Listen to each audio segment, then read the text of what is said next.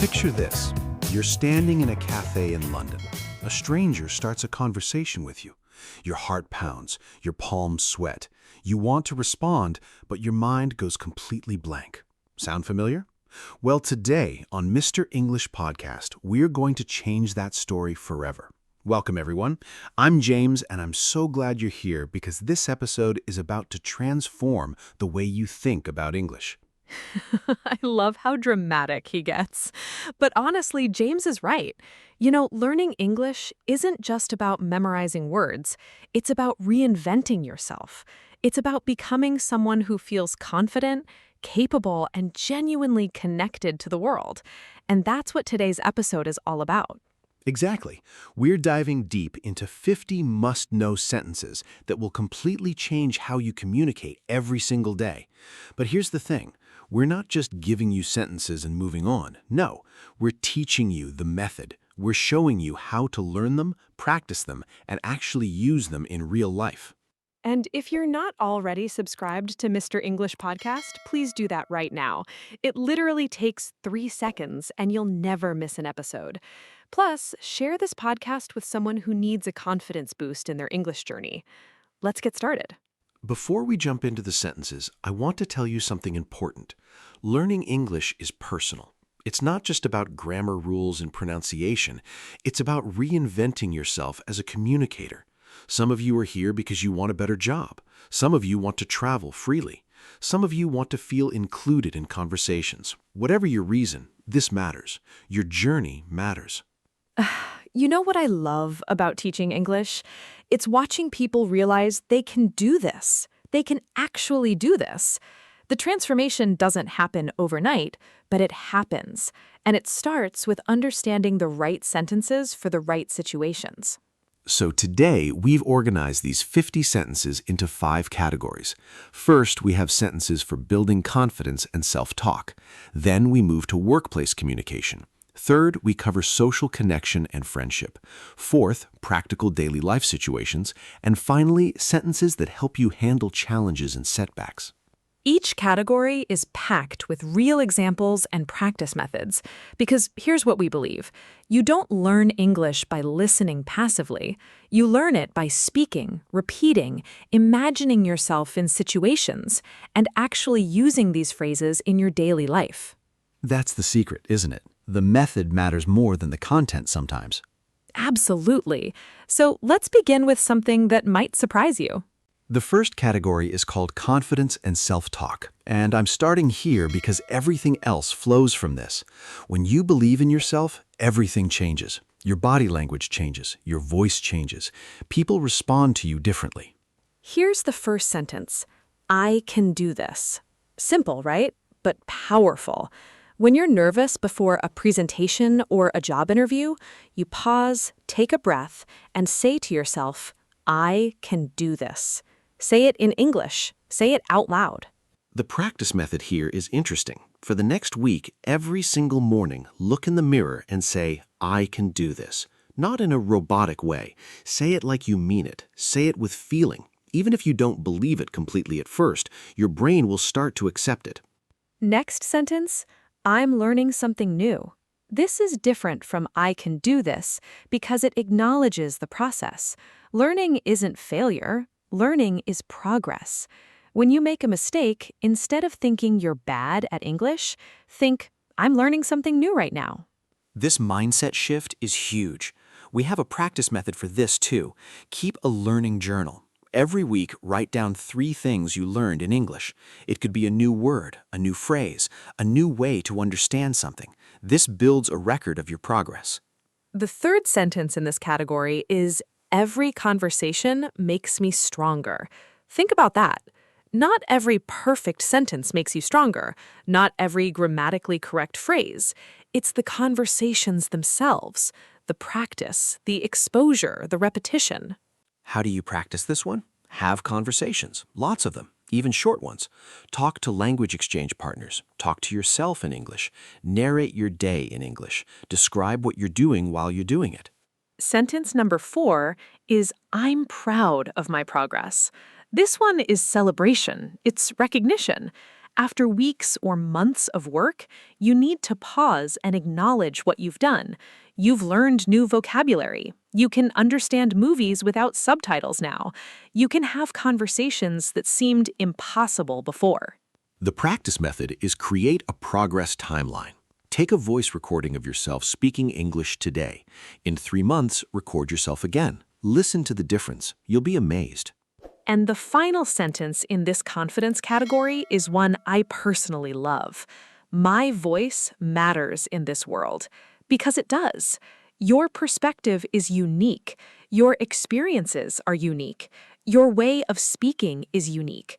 And when you speak English with that confidence, people listen. How do you practice this? Speak up more. Share your opinion. Write comments on social media in English. Join English discussion groups. Let your voice be heard. Now let's move to the workplace. Because many of you are learning English for career advancement. You want promotions. You want to lead teams. You want to be taken seriously in professional settings. The first workplace sentence is, I'd like to share my perspective on this. This is professional, but not too formal. You're not demanding, you're inviting yourself into the conversation respectfully. Practice method. Next time you're in a meeting, use this sentence at least once. Even if you're nervous, your manager needs to know what you think. Sentence 2, could you clarify that for me? This sentence makes you sound engaged and intelligent. You're not accepting confusion, you're seeking understanding, and people respect that. Say this in meetings, say this in emails, say this when instructions aren't clear. I'd appreciate your feedback on this work. This one is about opening yourself to improvement. It shows humility. It shows you want to grow. Leaders love employees who actively ask for feedback. Number 4, I can take ownership of this project. When your boss asks for volunteers, this is your moment. This sentence positions you as someone reliable and capable. Sentence 5, let me follow up with you on that. This keeps momentum going. You're not leaving things hanging. You're organized. You're responsible. Practice method for these sentences. Rewrite your work emails using these phrases. Before you send an email, check it. Does it sound professional but warm? Does it show initiative? Next one, I'm excited to collaborate with your team. This creates positive energy. You're not viewing work as a burden, you're viewing it as an opportunity to work together. Say this when you're assigned a new project with a different team. This is where I need support. Being honest about your limitations isn't weakness, it's maturity. Good leaders know they can't do everything alone. Number 8, I've learned a lot from this challenge. Every difficult project, every failure, every setback teaches you something. Show that you understand this. The 9th sentence is, what are your expectations for this deadline? Don't assume, ask. Be clear, avoid misunderstandings. And the 10th workplace sentence we're sharing today is, I'm committed to delivering quality work. This is your commitment. This is your promise. Say it and mean it. Practice method for all of these. Record yourself saying each sentence. Listen to the recording. Do you sound confident? Do you sound professional? If not, record again. Moving on to social connection.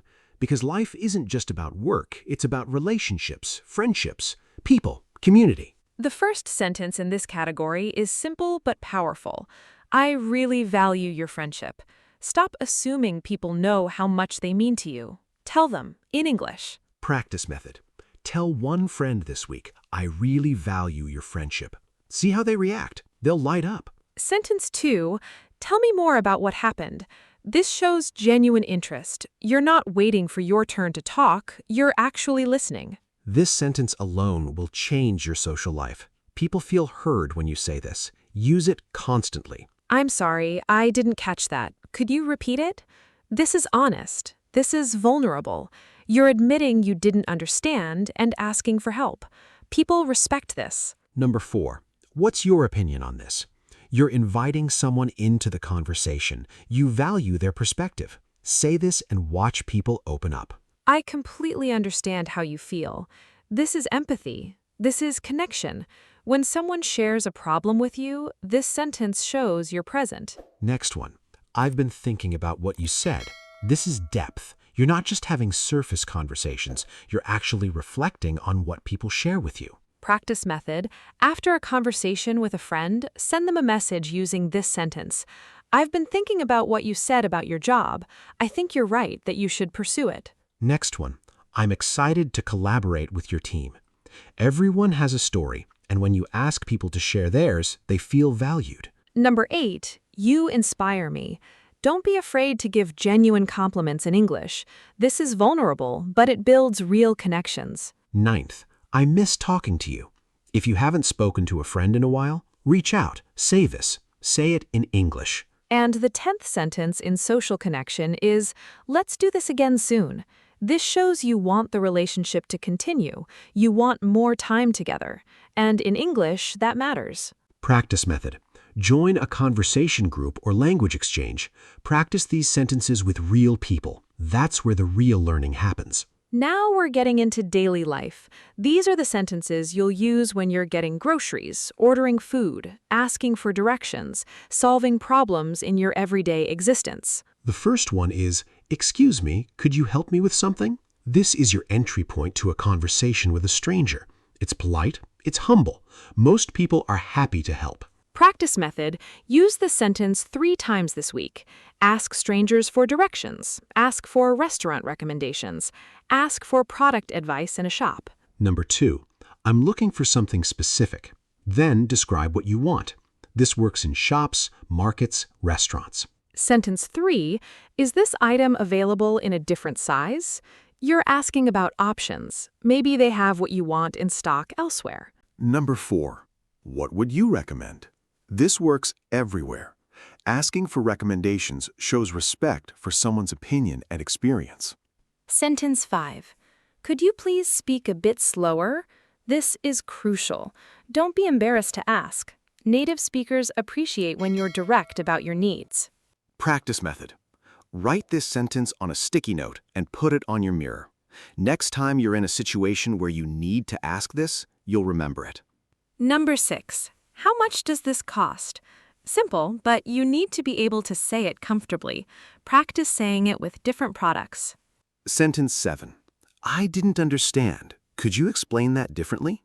You're not asking someone to repeat. You're asking them to explain in a new way. This sometimes works better. Number 8. What time do you close? Always useful when you're exploring a new place. 9th. I'm sorry I'm late. I had unexpected traffic. Apologize, explain, move on. Don't dwell on it.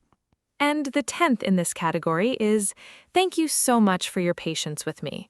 Acknowledge when someone has helped you or been patient with your English. Gratitude goes a long way. Practice method for daily life sentences. Create a scenario. Pretend you're in that situation. Go through the conversation in your head in English. Then do it in real life. Finally, we're talking about challenges and setbacks. Because learning English isn't linear. You'll have moments where you feel like you're going backward, where you forget words you thought you knew, where you get frustrated. The first sentence in this category is, I'm struggling with this right now. Admit it. Say it out loud, in English.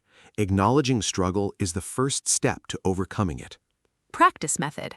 Find an English learning community online. Write a post saying, I'm struggling with specific thing. Does anyone have advice? You'll be amazed at the support you get. Number 2, I made a mistake, but I can learn from it. Every error is data. It's feedback. It's an opportunity to improve. Sentence 3. This is difficult, but I'm not giving up. You're acknowledging the difficulty. You're not pretending it's easy, but you're also committing to persistence. Number 4, I need a break from studying for today. Rest is part of learning. Burnout is real. Give yourself permission to take breaks. Sentence 5. I'm going to try a different approach. If something isn't working, change it. Try a different learning method. Watch different movies. Read different books. Number 6, it's okay if I'm not perfect right now. Perfection is not the goal. Communication is. Progress is. Perfection will never happen, and that's okay. Sentence 7. I'm going to celebrate this small win. Every single progress milestone deserves recognition. Learned a new verb? Celebrate. Had a conversation without translating in your head? Celebrate. Number 8, This is easier than it was 6 months ago. Look back. See how far you've come. This perspective is powerful. Ninth, I deserve to succeed in English. Affirmation, belief. Say this like you mean it. And the 10th sentence for handling challenges is, I'm going to keep going because this matters to me. Connect your English learning to your bigger dreams. Why are you doing this? Because of those reasons you keep going. Practice method. Every time you finish a difficult lesson or have a challenging conversation, journal about it in English. Write what happened, what you learned, how you felt. This creates a record of your resilience. Now, we've given you 50 sentences, but sentences are just words unless you practice them. So let's talk about the integrated practice method. This is how you actually internalize these sentences. Step 1. Listen actively. Listen to these sentences again and again. Listen to podcasts, watch movies, listen to music in English. Get your ear familiar with how these sentences sound. Step 2. Speak aloud. Don't just read silently in your head. Speak these sentences out loud, even if you're alone, especially if you're alone. Your mouth needs to form the words. Step 3. Create context. For each sentence, imagine a real situation where you'd use it. See yourself in that situation. See yourself saying the sentence confidently. Step 4.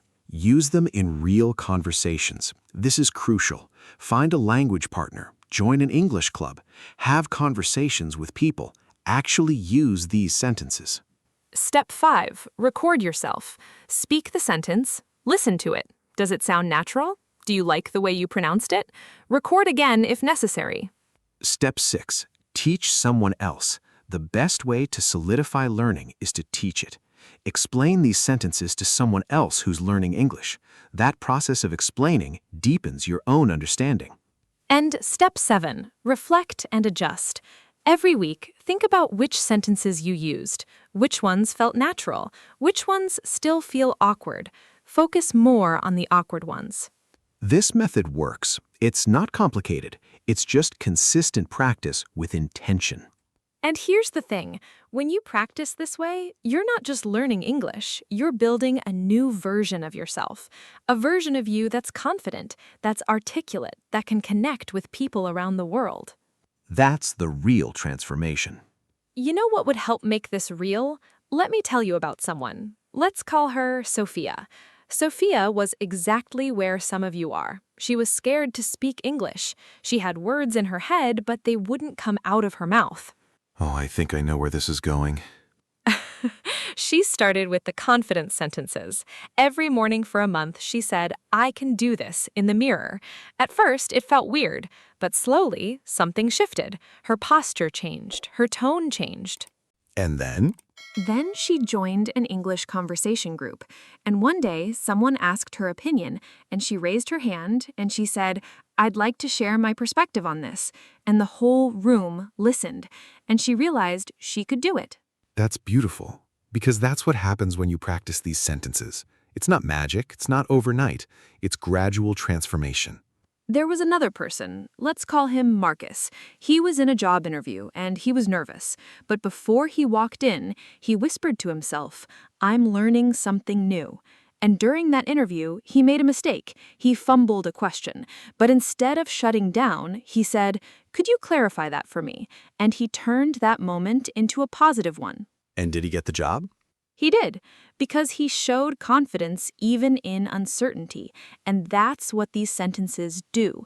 They give you tools. They give you options. They change how you show up.